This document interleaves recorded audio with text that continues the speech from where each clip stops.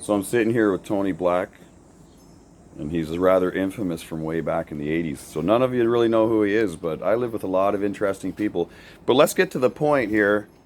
I was talking to a person online where I am an administrator on a very rapidly growing fitness and bodybuilding and transformational space on Facebook called Savage Gains. So I'm all skinny now, and I used to be a competitive bodybuilder, provincial level, and in Canada, if you can make it to the provincials and step on stage and even place like halfway up the line of like 26 people and that are in like one thing, like the middleweights or the light heavies or whatever, then you got a good physique.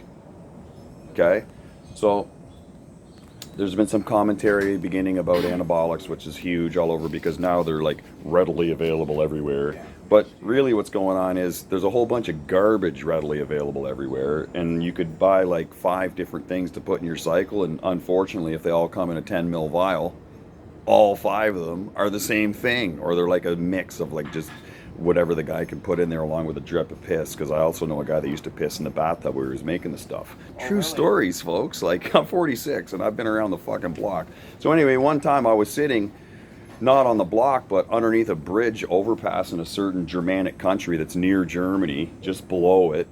But the person that I was sitting with definitely used to sit at the Commonwealth Games every year, and he'd sit with some of the athletes, and if you got a medal like a bronze or a silver or a gold, you'd have to go and sit with him later, or your coach would go and sit with him, and then the coach would hand him a big envelope full of money, and depending on the amount of money, then that's the kind of medal that you won, because that was like his bonus, because he already sold you the stuff that made you win it, and he said, but if you get in a medal, this is what you owe me afterwards. And so as I sat underneath the bridge, there was this little bit of rain coming down. It wasn't really, it was like this misty stuff. And this big, tall, blonde lady came running up in one of those like waterproof joggy suits. We call them swishy suits, right? You know, K-Way suit. That's what they, because the original company was K-Way or whatever. And she leaned in and she said, "Hello, A." She didn't say A. She said his name, but I'll just call him A. A. And I'm Canadian, eh? So A looked across at me because she was looking through my window, because he had said, "Eddie, could you roll the window down, please?" Because it was an old Jetta, chipped right out. Like, but I think you still had to use the handle. I don't know. Anyway, the window went down. She leaned in. She was really hot and blonde, and she didn't have a deep voice. Trust me. And I handed her the little brown bag, and then she said, "Oh, thank you very much." And he said, "Oh, this is my friend. He's from Portugal, but he's the big Canadian. His name is Eric." "Oh, hello." And she jogged off, like literally. She's like, and she was gone quick.